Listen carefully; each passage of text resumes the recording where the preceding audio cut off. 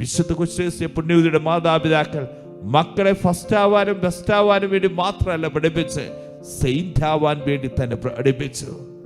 ഈ കാലഘട്ടത്തിൽ മാതാപിതാക്കളെ, നമ്മുടെ എന്താണ് മക്കളെക്കുറിച്ചുള്ള സ്വപ്നങ്ങൾ? ഈ സ്വപ്നങ്ങളൊക്കെ മാതാപിതാക്കൾ പറയാനുണ്ട്, ഫസ്റ്റ് ആവണം, ബെസ്റ്റ് ആവണം എന്നുള്ളത്.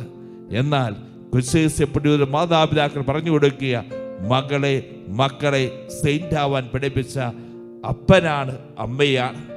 ഇതുപോലെ തന്നെ അവിടെ ജീവിതത്തിൽ കാണാൻ സാധിക്കും. മക്കൾക്ക് ദൈവവിളികൾ ഉണ്ടായപ്പോൾ ഒരിക്കലും ഈ അപ്പനും അമ്മയും നോ പറഞ്ഞില്ല എന്നുള്ളതാണ്. ഈ കാലഘട്ടത്തിൻ്റെ വെല്ലുവിളി ഇത് തന്നെയാണ്.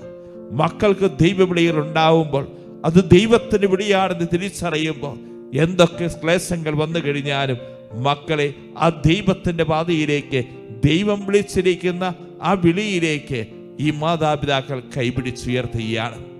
ഈ കാലഘട്ടത്തിൽ വിശുദ്ധ കുരിശിലെ പുണ്യവതിയുടെ തിരുനാൾ ആഘോഷിക്കുമ്പോൾ നമ്മുടെ മനസ്സിലുണ്ടാവണം, നമ്മളത് ഭാവനയിൽ കാണണം. അപ്പൻ വിശുദ്ധനായിരിക്കുന്നു, അമ്മ വിശുദ്ധരായിരിക്കുന്നു, മക്കളും വിശുദ്ധരായിരിക്കുന്നു.